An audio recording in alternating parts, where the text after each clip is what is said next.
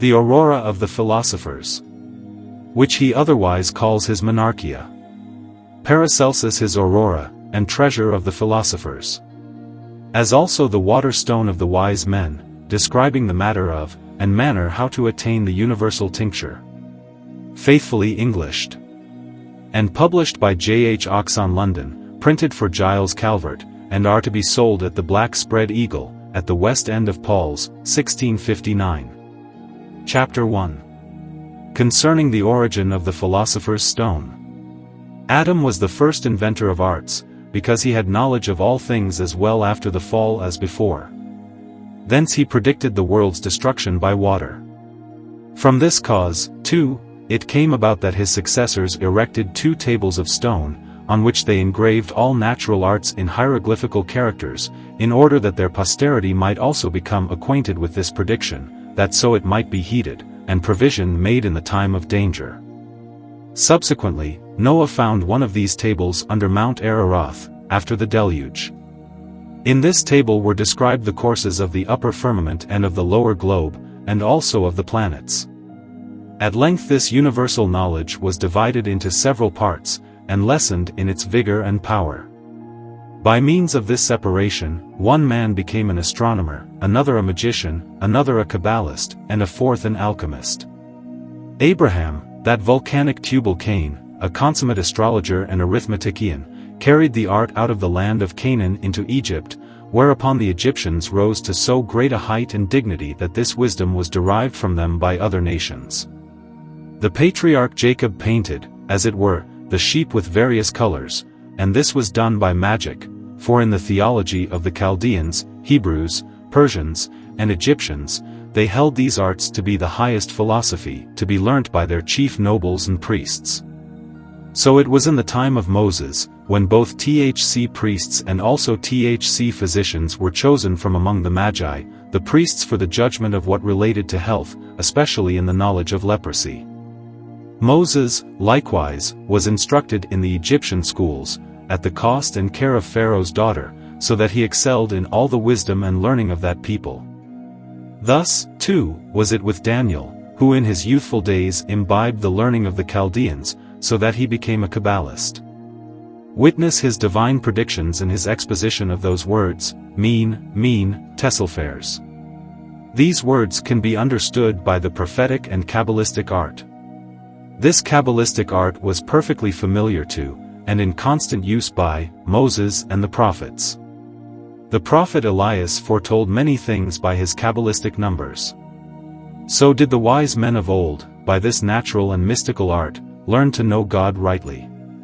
They abode in his laws, and walked in his statutes with great firmness. It is also evident in the book of Samuel, that the Baralists did not follow the devil's part, but became, by divine permission, partakers of visions and veritable apparitions, whereof we shall treat more at large in the book of supercelestial things. This gift is granted by the Lord God to those priests who walk in the divine precepts. It was a custom among the Persians never to admit anyone as king unless he were a wise man, preeminent in reality as well as in name. This is clear from the customary name of their kings, for they were called wise men. Such were those wise men and Persian magi who came from the east to seek out THC Lord Jesus, and are called natural priests. The Egyptians, also, having obtained this magic and philosophy from the Chaldeans and Persians, desired that their priests should learn the same wisdom, and they became so fruitful and successful therein that all the neighboring countries admired them. For this reason Hermes was so truly named Trismegistus, because he was a king, a priest, a prophet, a magician, and a sophist of natural things. Such another was Zoroaster. Chapter 2. Wherein is declared that the Greeks drew a large part of their learning from the Egyptians, and how it came from them to us. When a son of Noah possessed the third part of the world after the flood, this art broke into Chaldea and Persia, and then spread into Egypt. The art having been found out by the superstitious and idolatrous Greeks, some of them who were wiser than the rest betook themselves to the Chaldeans and Egyptians, so that they might draw the same wisdom from their schools. Since, however, The theological study of the law of Moses did not satisfy them. They trusted to their own peculiar genius, and fell away from the right foundation of those natural secrets and arts. This is evident from their fabulous conceptions, and from their errors respecting the doctrine of Moses. It was the custom of the Egyptians to put forward the traditions of that surpassing wisdom only in enigmatical figures and abstruse histories and terms. This was afterwards followed by Homer with marvelous poetical skill, and Pythagoras was also acquainted with it, seeing that he comprised in his writings many things out of the law of Moses and the Old Testament. In like manner, Hippocrates, Thales of Miletus, Anaxagoras, Democritus, and others, did not scruple to fix their minds on the same subject. And yet none of them were practiced in the true astrology, geometry, arithmetic, or medicine, because their pride prevented this, since they would not admit disciples belonging to other nations than their own. Even when they had got some insight from the Chaldeans and Egyptians, they became more arrogant still than they were before by nature, and without any diffidence propounded the subject substantially indeed, but mixed with subtle fictions or falsehoods, and then they attempted to elaborate a certain kind of philosophy which descended from them to the Latins. These in their turn, being educated herewith, adorned it with their own doctrines, and by these the philosophy was spread over Europe. Many academies were founded for the propagation of their dogmas and rules, so that the young might be instructed, and this system flourishes with the Germans, and other nations, right down to the present day. Chapter 3. What was taught in the schools of the Egyptians? The Chaldeans, Persians, and Egyptians had all of them the same knowledge of the secrets of nature, and also the same religion. It was only the names that differed. The Chaldeans and Persians called their doctrine Sophia and magic, and the Egyptians, because of the sacrifice, called their wisdom priestcraft. The magic of the Persians, and the theology of the Egyptians, were both of them taught in the schools of old.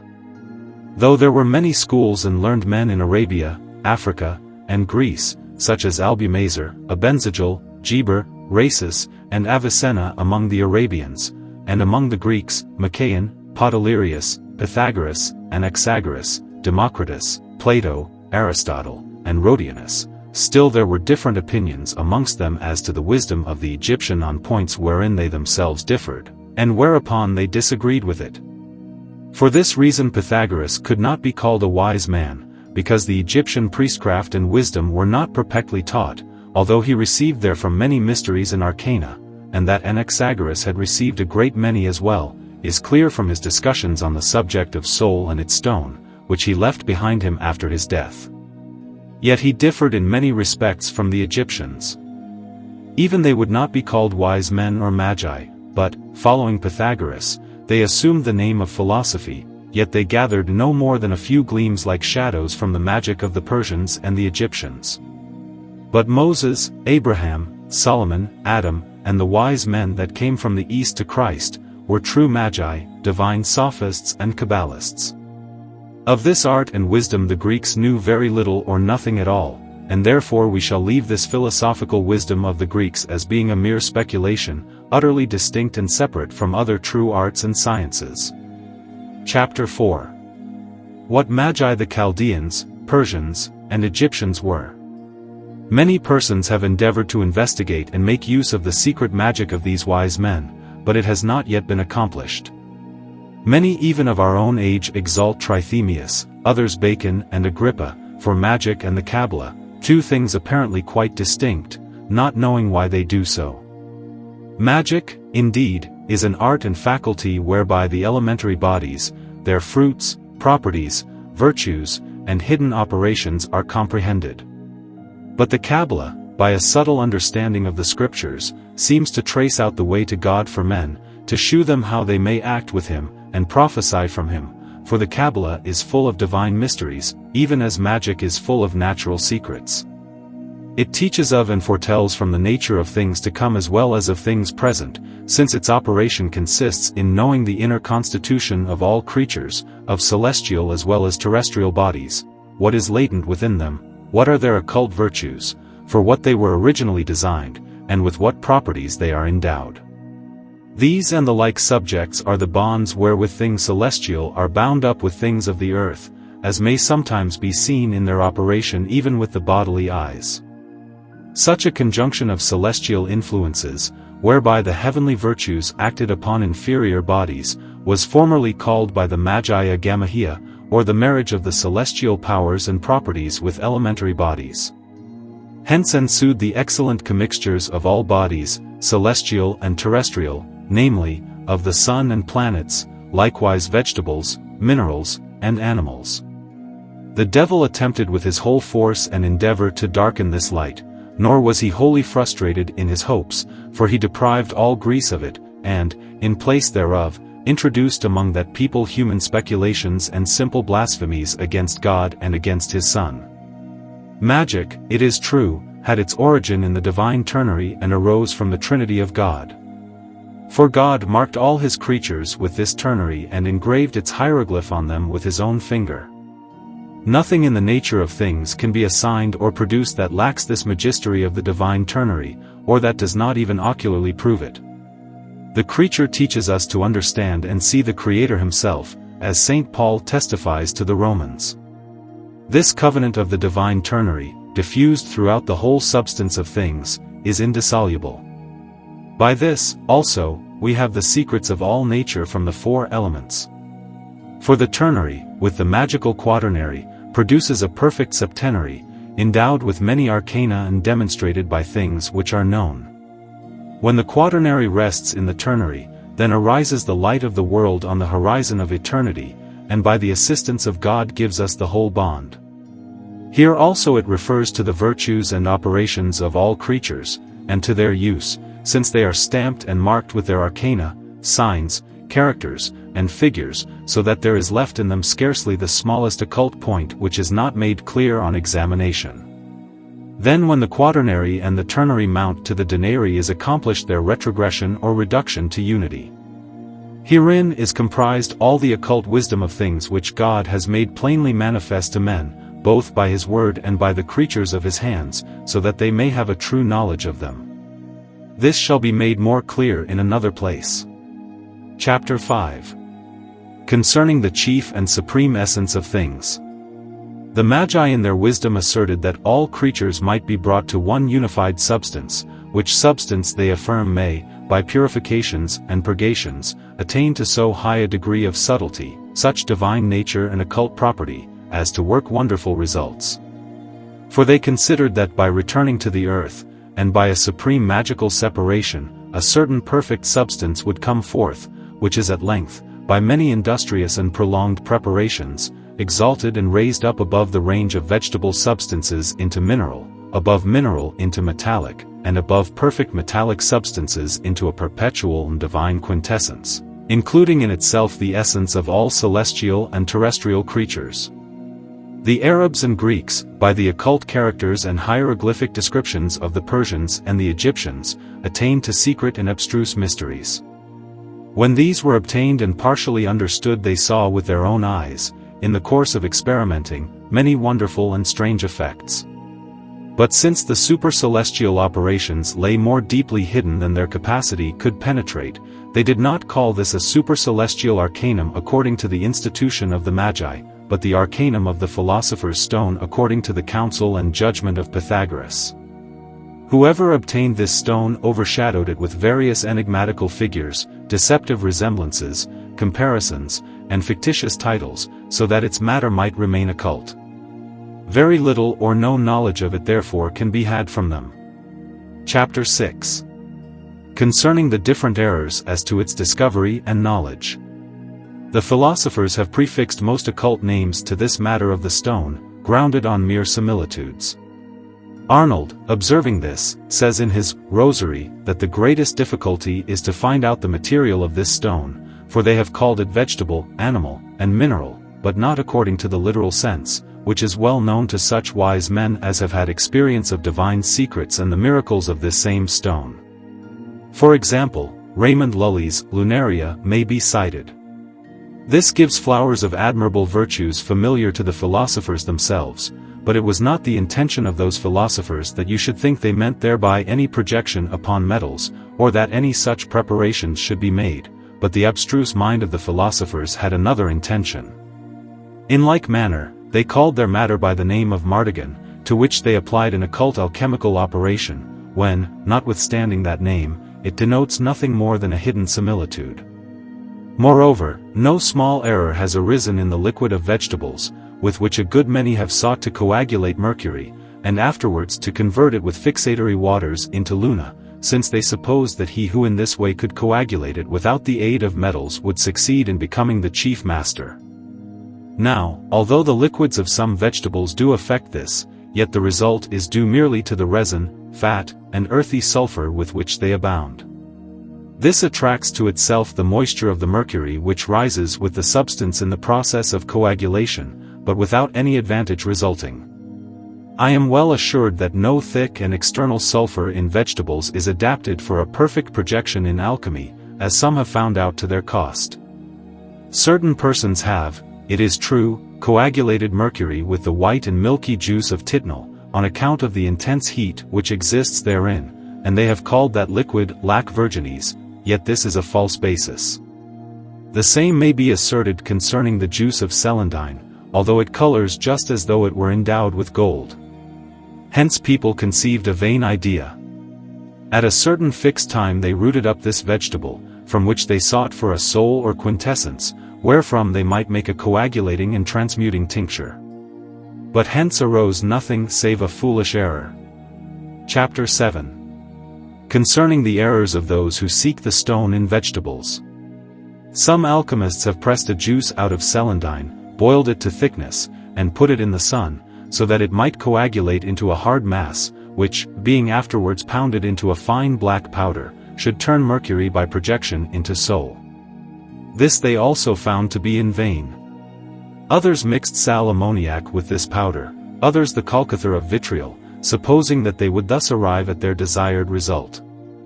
They brought it by their solutions into a yellow water, so that the sal ammoniac allowed an entrance of the tincture into the substance of the mercury. Yet again nothing was accomplished. There are some again who, instead of the above-mentioned substances, take the juices of persicaria, buffonaria, dracunculus, the leaves of willow, tithymol, cataputia, flammula, and the like, and shut them up in a glass vessel with mercury for some days, keeping them in ashes. Thus it comes about that the mercury is turned into ashes, but deceptively and without any result. These people were misled by the vain rumors of the vulgar, who give it out that he who is able to coagulate mercury without metals has the entire magistery, as we have said before. Many, too, have extracted salts, oils, and sulfurs artificially out of vegetables, but quite in vain. Out of such salts, oils, and sulfurs no coagulation of mercury, or perfect projection, or tincture, can be made. But when the philosophers compare their matter to a certain golden tree of 7 boughs, they mean that such matter includes all the 7 metals in its sperm, and that in it these lie hidden. On this account they called their matter vegetable, because, as in the case of natural trees, they also in their time produce various flowers. So, too, the matter of the stone shews most beautiful colors in the production of its flowers. The comparison, also, is apt, because a certain matter rises out of the philosophical earth, as if it were a thicket of branches and sprouts, like a sponge growing on the earth. They say, therefore, that the fruit of their tree tends towards heaven. So, then, they put forth that the whole thing hinged upon natural vegetables, though not as to its matter, because their stone contains within itself a body, soul, and spirit, as vegetables do. Chapter 8. Concerning those who have sought the stone in animals. They have also, by a name based only on resemblances, called this matter lac virginis, and the blessed blood of rosy color, which, nevertheless, suits only the prophets and sons of God. Hence the sophists gathered that this philosophical matter was in the blood of animals or of man. Sometimes, too, because they are nourished by vegetables, others have sought it in hairs, in salt of urine, in rabies, others in hens' eggs, in milk, and in the calx of egg shells, with all of which they thought they would be able to fix mercury. Some have extracted salt out of foetid urine, supposing that to be the matter of the stone. Some persons, again, have considered the little stones found in rebes to be the matter. Others have macerated the membranes of eggs in a sharp lixivium, with which they also mixed calcined egg shells as white as snow. To these they have attributed the arcanum of fixation for the transmutation of mercury. Others, comparing the white of the egg to silver and the yolk to gold, have chosen it for their matter, mixing with it common salt, sal ammoniac, and burnt tartar. These they shut up in a glass vessel, and purified in a balneum maris until the white matter became as red as blood. This, again, they distilled into a most offensive liquid, utterly useless for the purpose they had in view. Others have purified the white and yolk of eggs, from which has been generated a basilisk. This they burnt to a deep red powder, and sought to tinge with it, as they learnt from the treatise of Cardinal Gilbert. Many, again, have macerated the galls of oxen, mixed with common salt, and distilled this into a liquid, with which they moistened the cemetery powders, supposing that, by means of this magistery, they would tinge their metals. This they called by the name of a part with a part, and thence came, just nothing. Others have attempted to transmute tuscia by the addition of dragon's blood and other substances, and also to change copper and electrum into gold. Others, according to the Venetian art, as they call it, take 20 lizard-like animals, more or less, shut them up in a vessel, and make them mad with hunger, so that they may devour one another until only one of them survives. This one is then fed with filings of copper or of electrum. They suppose that this animal, simply by the digestion of his stomach, will bring about the desired transmutation. Finally, they burn this animal into a red powder, which they thought must be gold, but they were deceived. Others, again, having burned the fishes called trudas, trouts, have sometimes, upon melting them, found some gold in them, but there is no other reason for it than this: those fish sometimes in rivers and streams meet with certain small scales and sparks of gold, which they eat. It is seldom, however, that such deceivers are found, and then chiefly in the courts of princes. The matter of the philosophers is not to be sought in animals, this I announce to all. Still, it is evident that the philosophers called their stone animal, because in their final operations the virtue of this most excellent fiery mystery caused an obscure liquid to exude drop by drop from the matter in their vessels. Hence they predicted that, in the last times, there should come a most pure man upon the earth, by whom the redemption of the world should be brought about, and that this man should send forth bloody drops of a red color, by means of which he should redeem the world from sin. In the same way, after its own kind, the blood of their stone freed the leprous metals from their infirmities and contagion. On these grounds, therefore, they supposed they were justified in saying that their stone was animal. Concerning this mystery Mercurius speaks as follows to King Khalid. This mystery it is permitted only to the prophets of God to know. Hence it comes to pass that this stone is called animal, because in its blood a soul lies hid. It is likewise composed of body, spirit, and soul. For the same reason they called it their microcosm, because it has the likeness of all things in the world, and thence they termed it animal, as Plato named the great world an animal. Chapter 9. Concerning those who have sought the stone in minerals.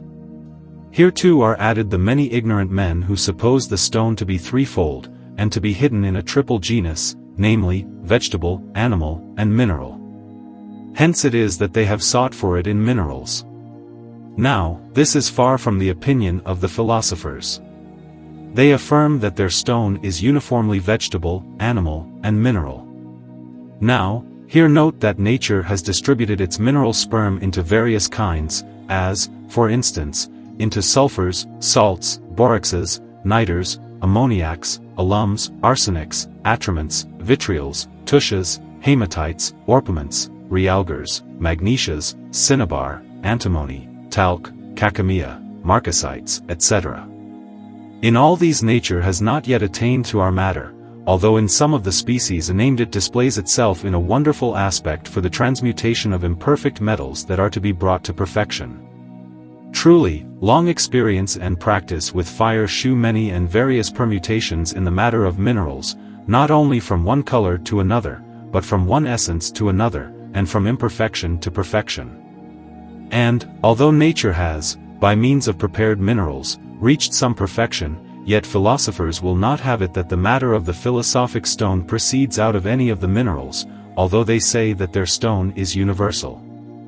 Hence, then, the sophists take occasion to persecute Mercury himself with various torments, as with sublimations, coagulations, mercurial waters, aquafortis, and the like. All these erroneous ways should be avoided, together with other sophistical preparations of minerals, and the purgations and fixations of spirits and metals. Wherefore all the preparations of the stone, as of Geber, Albertus Magnus, and the rest, are sophistical. Their purgations, cementations, sublimations, distillations, rectifications, circulations, putrefactions, conjunctions, solutions, ascensions, coagulations, calcinations, and incinerations are utterly profitless, both in the tripod, in the athanor, in the reverberatory furnace, in the melting furnace, the accidianium, in dung, ashes, sand, or what not, and also in the cucurbite, the pelican, retort, phial, fixatory, and the rest.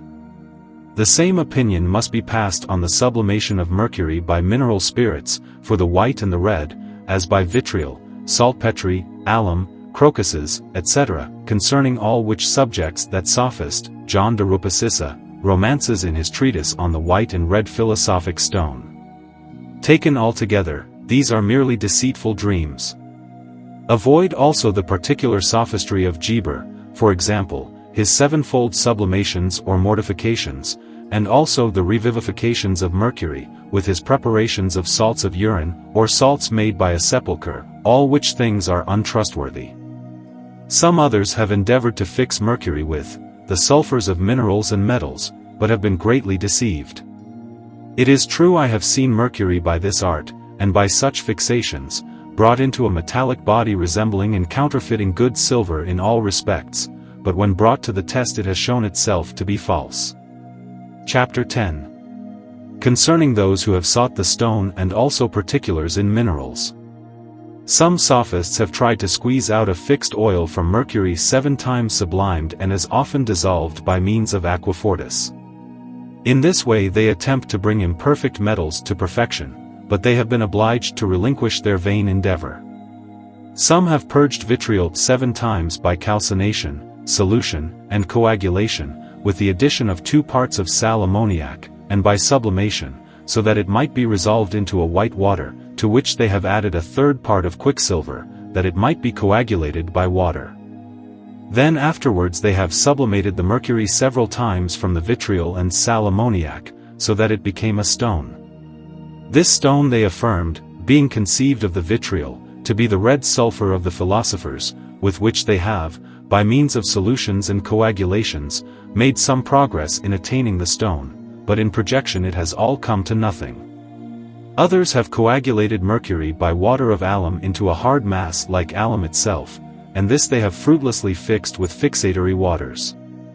The sophists propose to themselves very many ways of fixing mercury, but to no purpose, for therein nothing perfect or constant can be had. It is therefore in vain to add minerals thereto by sophistical processes, since by all of them he is stirred up to greater malice, is rendered more lively, and rather brought to greater impurity than to any kind of perfection. So, then, the philosopher's matter is not to be sought from thence. Mercury is somewhat imperfect, and to bring it to perfection will be very difficult, nay, impossible for any sophist. There is nothing therein that can be stirred up or compelled to perfection. Some have taken arsenic several times sublimated, and frequently dissolved with oil of tartar and coagulated. This they have pretended to fix, and by it to turn copper into silver. This, however, is merely a sophistical whitening, for arsenic cannot be fixed unless the operator be an artist, and knows well its tinging spirit. Truly in this respect all the philosophers have slept, vainly attempting to accomplish anything thereby. Whoever, therefore, is ignorant as to this spirit, cannot have any hopes of fixing it, or of giving it that power which would make it capable of the virtue of transmutation.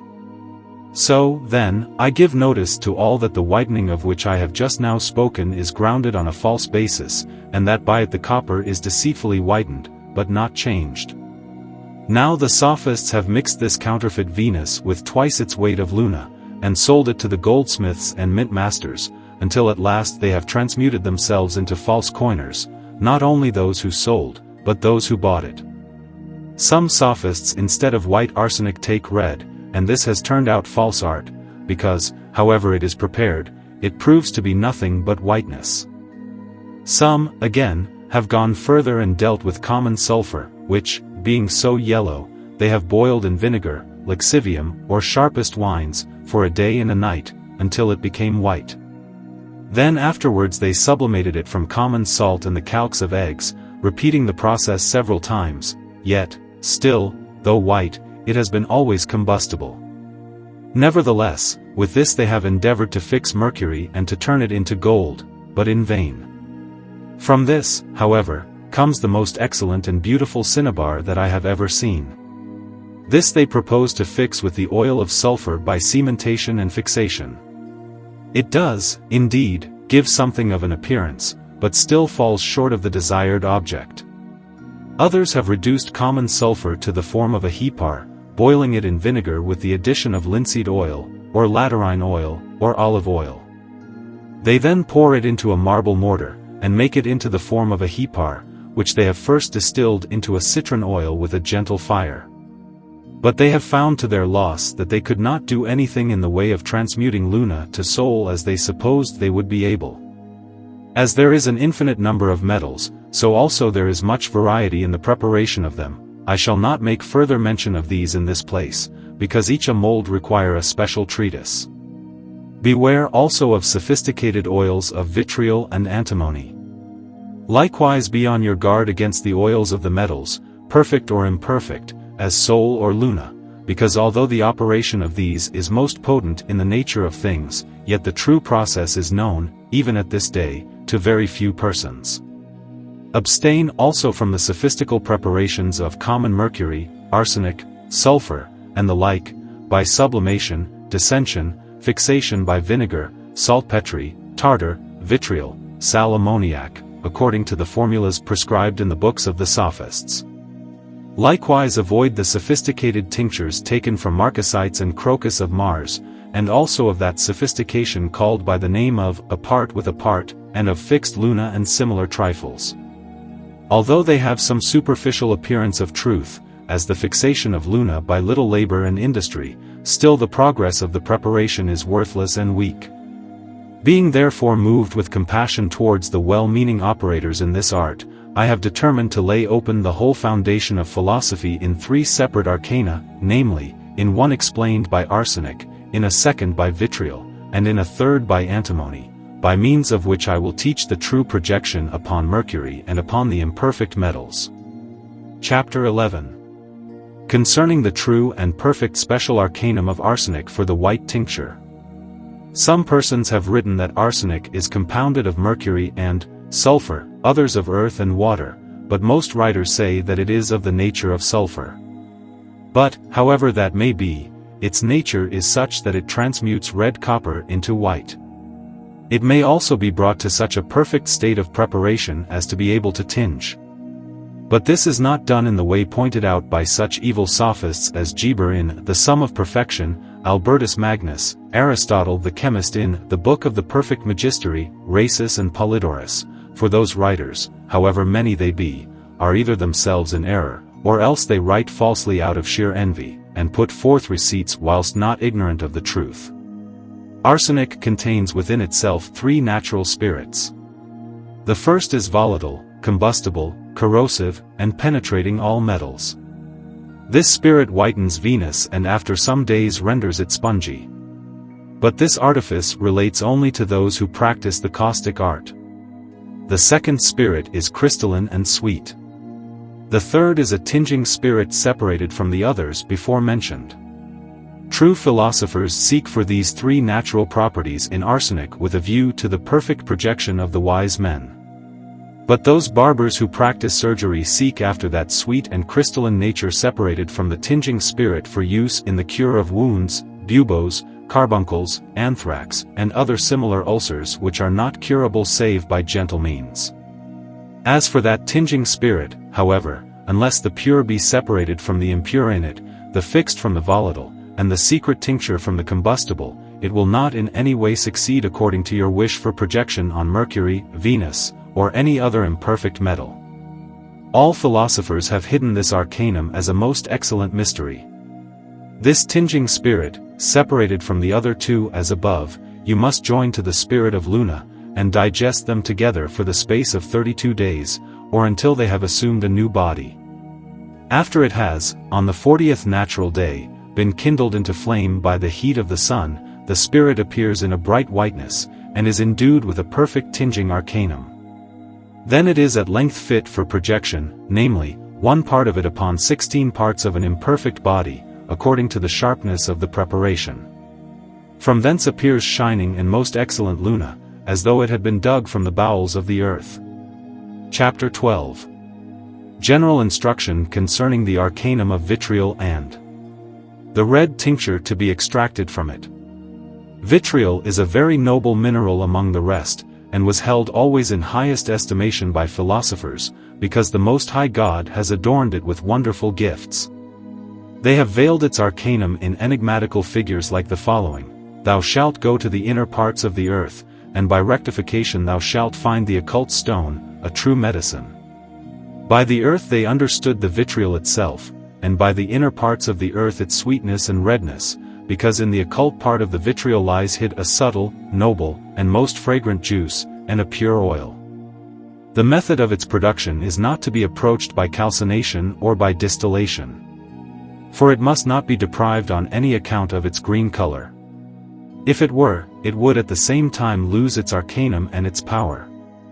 Indeed, it should be observed at this point that minerals, and also vegetables and other like things which shew greenness without, contain within themselves an oil red like blood, which is their arcanum. Hence it is clear that the distillations of the druggists are useless, vain, foolish, and of no value, because these people do not know how to extract the blood-like redness from vegetables.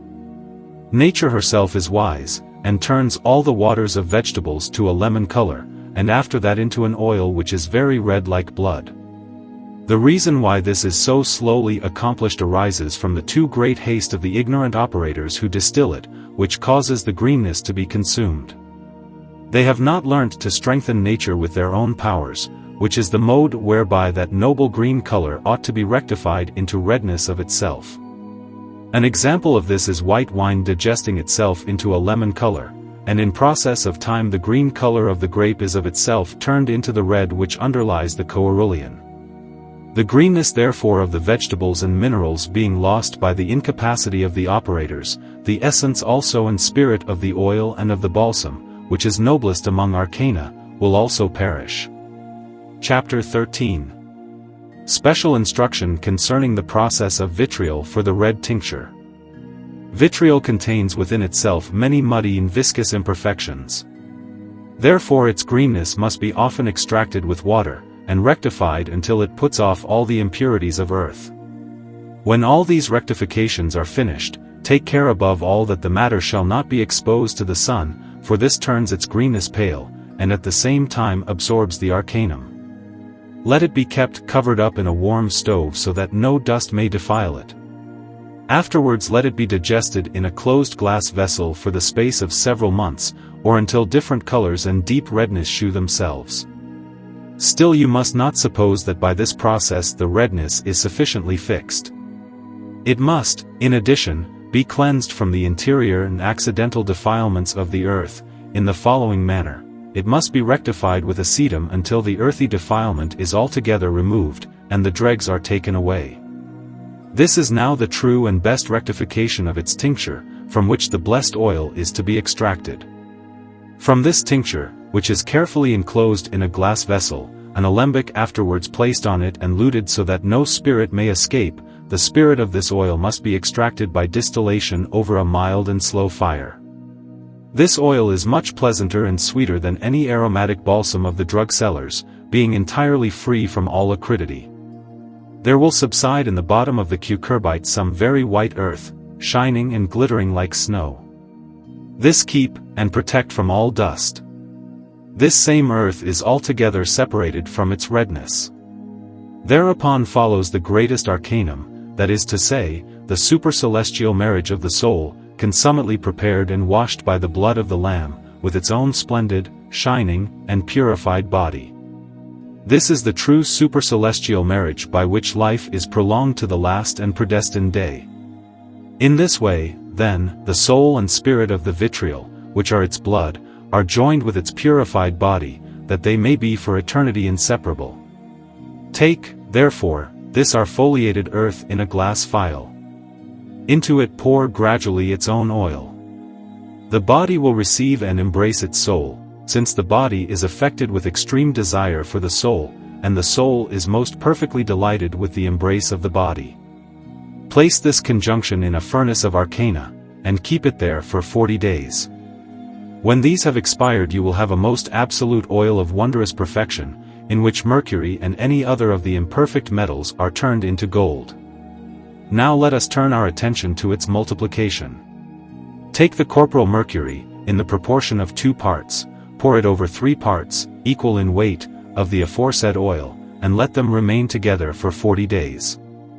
By this proportion of weight and this order the multiplication becomes infinite. Chapter 14. Concerning the secrets and arcana of antimony, for the red tincture, with a view to transmutation. Antimony is the true bath of gold. Philosophers call it the examiner and the stylanx.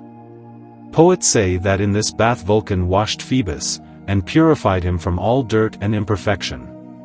It is produced from the purest and noblest mercury and sulfur, under the genus of vitriol, in metallic form and brightness. Some philosophers call it the white lead of the wise men, or simply the lead. Take, therefore, of antimony, the very best of its kind, as much as you will. Dissolve this in its own aquafortis, and throw it into cold water, adding a little of the crocus of Mars, so that it may sink to the bottom of the vessel as a sediment, for otherwise it does not throw off its dregs. After it has been dissolved in this way it will have acquired supreme beauty.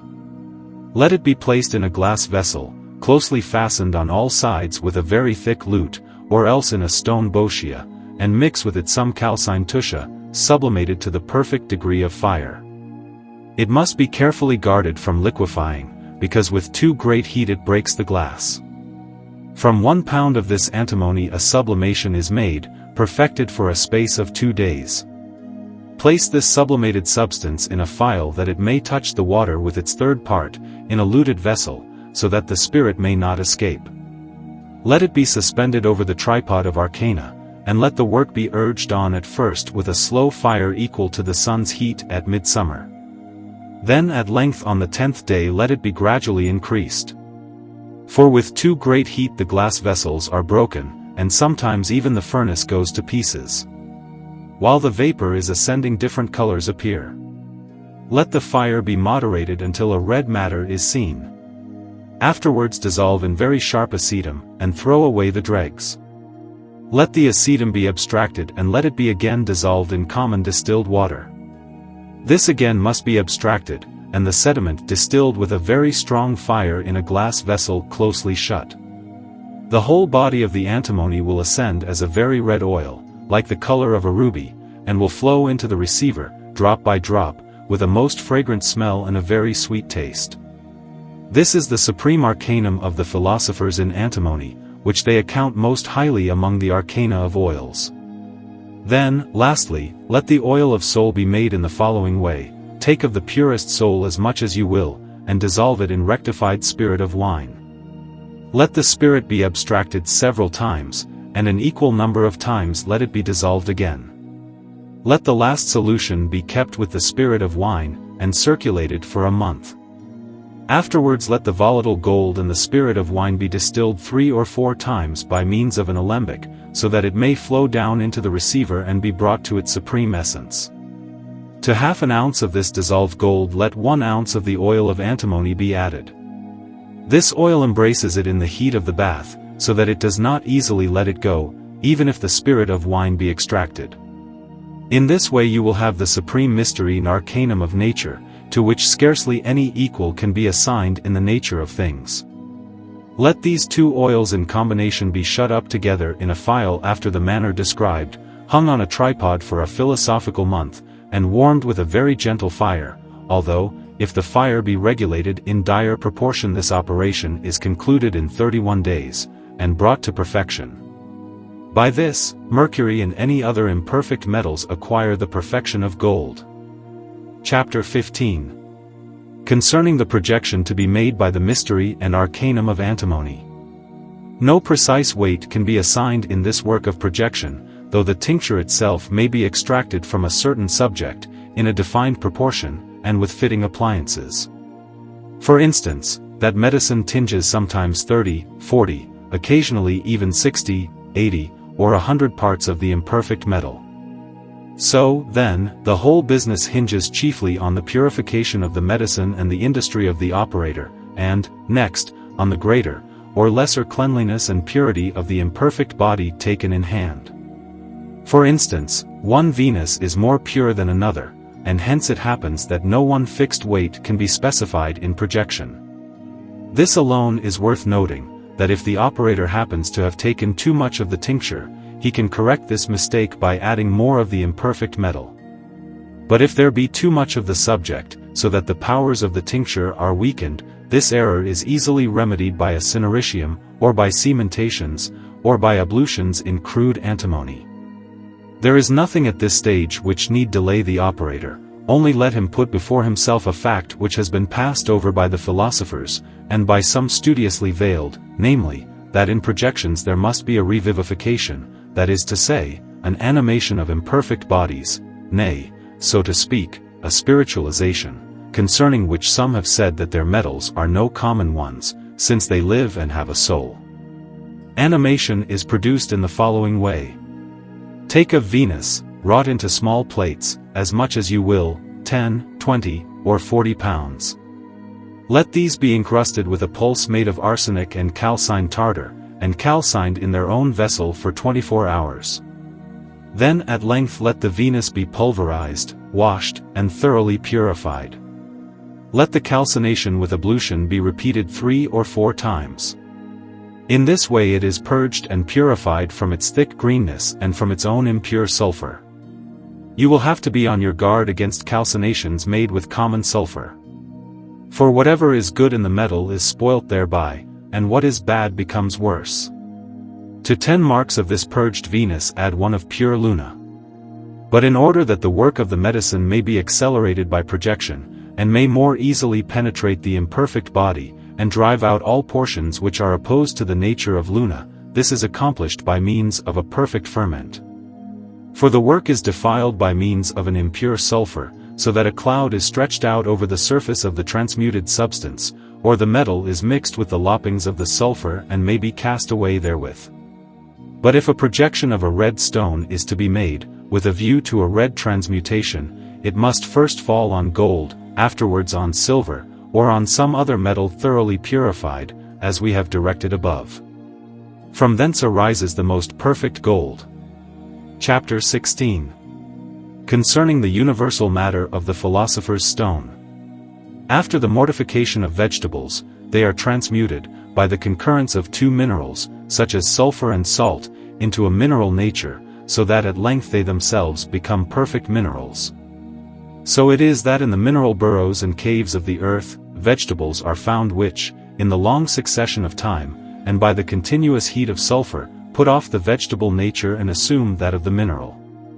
This happens, for the most part, where the appropriate nutriment is taken away from vegetables of this kind, so that they are afterwards compelled to derive their nourishment from the sulfur and salts of the earth, until what was before vegetable passes over into a perfect mineral. From this mineral state, too, sometimes a perfect metallic essence arises, and this happens by the progress of 1 degree into another. But let us return to the philosopher's stone. The matter of this, as certain writers have mentioned, is above all else difficult to discover and abstruse to understand. The method and most certain rule for finding out this, as well as other subjects, what they embrace or are able to effect, is a careful examination of the root and seed by which they come to our knowledge. For this, before all things else, a consideration of principles is absolutely necessary, and also of the manner in which nature proceeds from imperfection to the end of perfection. Now, for this consideration it is well to have it thoroughly understood from the first that all things created by nature consist of three primal elements, namely, natural mercury, sulfur, and salt in combination, so that in some substances they are volatile, in others fixed. Wherever corporal salt is mixed with spiritual mercury and animated sulfur into one body, then nature begins to work, in those subterranean places which serve for her vessels, by means of a separating fire. By this the thick and impure sulfur is separated from the pure, the earth is segregated from the salt, and the clouds from the mercury, while those purer parts are preserved, which nature again welds together into a pure geogamic body. This operation is esteemed by the Magi as a mixture and conjunction by the uniting of three constituents, body, soul, and spirit. When this union is completed there results from it a pure mercury. Now if this, when flowing down through its subterranean passages and veins, meets with a chaotic sulfur, the mercury is coagulated by it according to the condition of the sulfur. It is, however, still volatile, so that scarcely in 100 years is it transformed into a metal. Hence arose the vulgar idea that mercury and sulfur are the matter of the metals, as is certainly reported by miners. It is not, however, common mercury and common sulfur which are the matter of the metals, but the mercury and the sulfur of the philosophers are incorporated and inborn in perfect metals, and in the forms of them, so that they never fly from the fire, nor are they depraved by the force of the corruption caused by the elements. It is true that by the dissolution of this natural mixture our mercury is subdued, as all the philosophers say. Under this form of words our mercury comes to be drawn from perfect bodies and from the forces of the earthly planets. This is what Hermes asserts in the following terms: the sun and the moon are the roots of this art. The son of Hamuel says that the stone of the philosophers is water coagulated, namely, in Sol and Luna. From this it is clearer than the sun that the material of the stone is nothing else but Sol and Luna. This is confirmed by the fact that like produces like. We know that there are only two stones, the white and the red. There are also two matters of the stone, Sol and Luna, formed together in a proper marriage, both natural and artificial. Now, as we see that the man or the woman, without the seed of both, cannot generate, in the same way our man, Sol, and his wife, Luna, cannot conceive or do a thing in the way of generation, without the seed and sperm of both. Hence the philosophers gathered that a third thing was necessary, namely, the animated seed of both, the man and the woman, without which they judged that the whole of their work was fruitless and in vain. Such a sperm is mercury, which, by the natural conjunction of both bodies Sol and Luna, receives their nature into itself in union. Then at length, and not before, the work is fit for congress, ingress, and generation, by the masculine and feminine power and virtue. Hence the philosophers have said that this same mercury is composed of body, spirit, and soul, and that it has assumed the nature and property of all elements. Therefore, with their most powerful genius and intellect, they asserted their stone to be animal. They even called it their Adam, who carries his own invisible Eve hidden in his body, from that moment in which they were united by the power of the Supreme God, the maker of all creatures. For this reason it may be said that the mercury of the philosophers is none other than their most abstruse, compounded mercury, and not the common mercury. So then they have wisely said to the sages that there is in mercury whatever wise men seek. Almadir, the philosopher, says, "We extract our mercury from one perfect body in two perfect natural conditions incorporated together, which indeed puts forth externally its perfection, whereby it is able to resist the fire, so that its internal imperfection may be protected by the external perfections." By this passage of the sagacious philosopher is understood the Adamic matter, the limbus of the microcosm, and the homogeneous, unique matter of the philosophers. The sayings of these men, which we have before mentioned, are simply golden, and ever to be held in the highest esteem, because they contain nothing superfluous or without force. Summarily, then, the matter of the philosopher's stone is none other than a fiery and perfect mercury extracted by nature and art, that is, the artificially prepared and true hermaphrodite atom, and the microcosm, that wisest of the philosophers, Mercurius, making the same statement, called the stone an orphan. Our Mercury, therefore, is the same which contains in itself all the perfections, force, and virtues of the sun, which also runs through all the streets and houses of all the planets, and in its own rebirth has acquired the force of things above and things below, to the marriage of which it is to be compared, as is clear from the whiteness and the redness combined in it.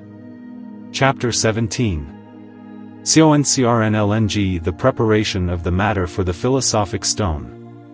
What nature principally requires is that its own philosophic man should be brought into a mercurial substance, so that it may be born into the philosophic stone.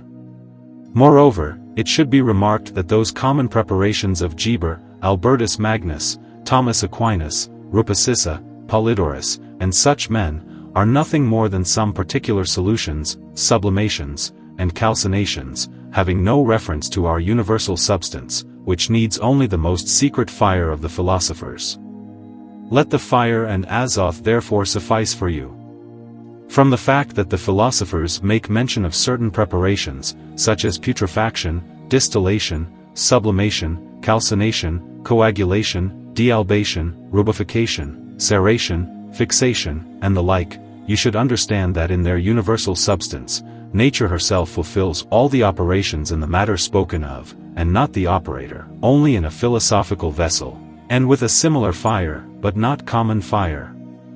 The white and the red spring from one root without any intermediary. It is dissolved by itself, it copulates by itself, grows white, grows red, is made crocus-colored and black by itself, marries itself and conceives in itself. It is therefore to be decocted, to be baked, to be fused, it ascends, and it descends.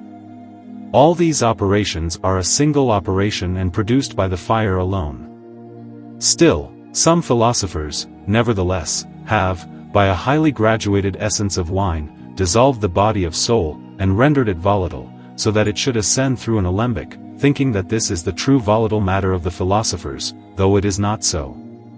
And although it be no contemptible arcanum to reduce this perfect metallic body into a volatile, spiritual substance, yet they are wrong in their separation of the elements.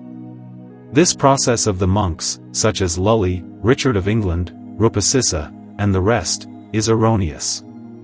By this process they thought that they were going to separate gold after this fashion into a subtle, spiritual, and elementary power, each by itself, and afterwards by circulation and rectification to combine them again in one, but in vain. For although one element may, in a certain sense, be separated from another, yet, nevertheless, every element separated in this way can again be separated into another element, but these elements cannot afterwards by circulation in a pelican, or by distillation, be again brought back into one, but they always remain a certain volatile matter, and aurum potable, as they themselves call it.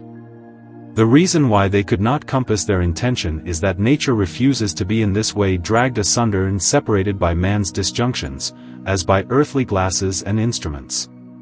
She alone knows her own operations and the weights of the elements, the separations, rectifications, and copulations of which she brings about without the aid of any operator or manual artifice, provided only the matter be contained in the secret fire and in its proper occult vessel. The separation of the elements, therefore, is impossible by man. It may appear to take place, but it is not true, whatever may be said by Raymond Lully, and of that famous English golden work which he is falsely supposed to have accomplished. Nature herself has within herself the proper separator, who again joins together what he has put asunder, without the aid of man. She knows best the proportion of every element, which man does not know, however misleading writers romance in their frivolous and false recipes about this volatile gold.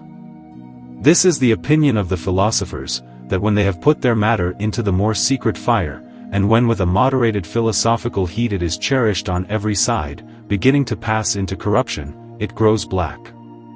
This operation they term putrefaction, and they call the blackness by the name of the crow's head. The ascent and descent thereof they term distillation, ascension, and descension. The exsication they call coagulation, and the dealbation they call calcination, while because it becomes fluid and soft in the heat they make mention of ceration. When it ceases to ascend and remains liquid at the bottom, they say fixation is present. In this manner it is the terms of philosophical operations are to be understood, and not otherwise. Chapter 18. Concerning instruments and the philosophic vessel. Sham philosophers have misunderstood the occult and secret philosophic vessel, and worse is that which is said by Aristoteles the alchemist, not the famous Greek academic philosopher, giving it out that the matter is to be decocted in a triple vessel.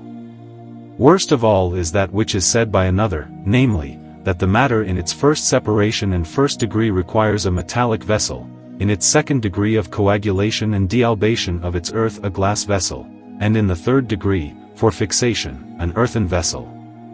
Nevertheless, hereby the philosophers understand one vessel alone in all the operations up to the perfection of the red stone. Since, then, our matter is our root for the white and the red, necessarily our vessel must be so fashioned that the matter in it may be governed by the heavenly bodies. For invisible celestial influences and the impressions of the stars are in the very first degree necessary for the work, otherwise it would be impossible for the Oriental, Chaldean, and Egyptian stone to be realized. By this Anaxagoras knew the powers of the whole firmament, and foretold that a great stone would descend from heaven to earth, which actually happened after his death. To the Kabbalists our vessel is perfectly well known, because it must be made according to a truly geometrical proportion and measure, and from a definite quadrature of the circle, so that the spirit and the soul of our matter, separated from their body, may be able to raise this vessel with themselves in proportion to the altitude of heaven. If the vessel be wider, narrower, higher, or lower than is fitting, and then the dominating operating spirit and soul desire, the heat of our secret philosophic fire, which is, indeed, very severe, will violently excite the matter and urge it on to excessive operation, so that the vessel is shivered into 1,000 pieces, with imminent danger to the body and even the life of the operator. On the other hand, if it be of greater capacity than is required in due proportion for the heat to have effect on the matter, the work will be wasted and thrown away. So, then, our philosophic vessel must be made with the greatest care. What the material of the vessel should be is understood only by those who, in the first solution of our fixed and perfected matter have brought that matter to its own primal quintessence. Enough has been said on this point. The operator must also very accurately note what, in its first solution, the matter sends forth and rejects from itself. The method of describing the form of the vessel is difficult. It should be such as nature requires, and it must be sought out and investigated from every possible source, so that, from the height of the philosophic heaven, elevated above the philosophic earth, it may be able to operate on the fruit of its own earthly body. It should have this form, too, in order that the separation and purification of the elements, when the fire drives one from the other, may be able to be accomplished, and that each may have power to occupy the place to which it adheres, and also that the sun and the other planets may exercise their operations around the elemental earth, while their course in their circuit is neither hindered nor agitated with too swift a motion. In all these particulars which have been mentioned it must have a proper proportion of rotundity and of height. The instruments for the first purification of mineral bodies are fusing vessels, bellows, tongs, capels, cupels, tests, cementatory vessels, cineritiums, cucurbits, botias for aquafortis and aqua regia, and also the appliances which are required for projection at the climax of the work. Chapter 19. Concerning the secret fire of the philosophers. This is a well-known sententious saying of the philosophers, "Let fire and azok suffice thee." Fire alone is the whole work and the entire art. Moreover, they who build their fire and keep their vessel in that heat are in error. In vain some have attempted it with the heat of horse dung. By the coal fire, without a medium, they have sublimated their matter, but they have not dissolved it. Others have got their heat from lamps, asserting that this is the secret fire of the philosophers for making their stone. Some have placed it in a bath, first of all in heaps of ants' eggs, others in juniper ashes. Some have sought the fire in quicklime, in tartar, vitriol, nitre, etc. Others, again, have sought it in boiling water. Thomas Aquinas speaks falsely of this fire, saying that God and the angels cannot do without this fire, but use it daily. What blasphemy is this? Is it not a manifest lie that God is not able to do without the elemental heat of boiling water? All the heats excited by those means which have been mentioned are utterly useless for our work. Take care not to be misled by Arnold de Villanova, who has written on the subject of the coal fire, for in this matter he will deceive you. Almadir says that the invisible rays of our fire of themselves suffice. Another cites, as an illustration, that the heavenly heat by its reflections tends to the coagulation and perfection of mercury, just as by its continual motion it tends to the generation of metals. Again, says this same authority, make a fire, vaporous, digesting, as for cooking, continuous, but not volatile or boiling, enclosed, shut off from the air, not burning, but altering and penetrating. Now, in truth, I have mentioned every mode of fire and of exciting heat. If you are a true philosopher you will understand. This is what he says. Salmanazar remarks, ours is a corrosive fire, which brings over our vessel an air like a cloud, in which cloud the rays of this fire are hidden. If this dew of chaos and this moisture of the cloud fail, a mistake has been committed.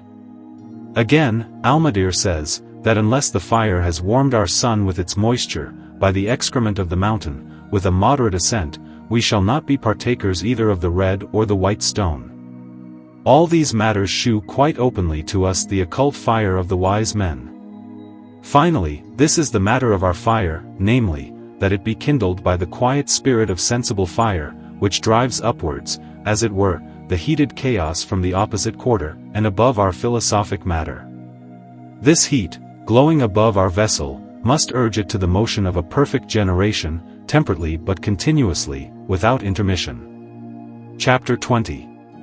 Concerning the ferment of the philosophers, and the weight. Philosophers have labored greatly in the art of ferments and of fermentations, which seems important above all others. With reference thereto some have made a vow to God and to the philosophers that they would never divulge its arcanum by similitudes or by parables. Nevertheless, Hermes, the father of all philosophers, in the Book of the Seven Treatises, most clearly discloses the secret of ferments, saying that they consist only of their own paste, and more at length he says that the ferment whitens the confection, hinders combustion, altogether retards the flux of the tincture, consoles bodies, and amplifies unions. He says, also, that this is the key in the end of the work, concluding that the ferment is nothing but paste, as that of the sun is nothing but sun, and that of the moon nothing but moon. Others affirm that the ferment is the soul, and if this be not rightly prepared from the magistery, it affects nothing. Some zealots of this art seek the art in common sulfur, arsenic, tusha, or a pigment, vitriol, etc., but in vain, since the substance which is sought is the same as that from which it has to be drawn forth. It should be remarked, therefore, that fermentations of this kind do not succeed according to the wishes of the zealots in the way they desire, but, as is clear from what has been said above, simply in the way of natural successes. But, to come at length to the weight, this must be noted in two ways. The first is natural, the second artificial. The natural attains its result in the earth by nature and concordance. Of this, Arnold says, if more or less earth than nature requires be added, the soul is suffocated, and no result is perceived, nor any fixation. It is the same with the water.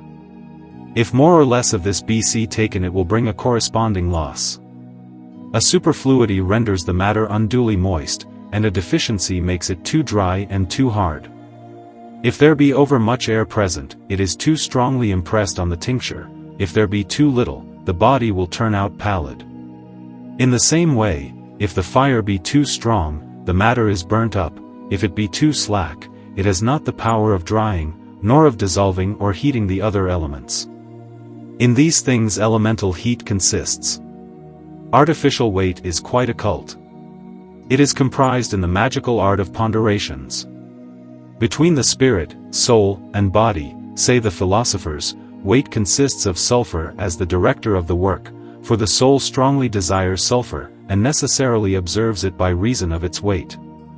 You can understand it thus: our matter is united to a red fixed sulfur, to which a third part of the regimen has been entrusted, even to the ultimate degree, so that it may perfect to infinity the operation of the stone, may remain therewith together with its fire, and may consist of a weight equal to the matter itself, in and through all, without variation of any degree.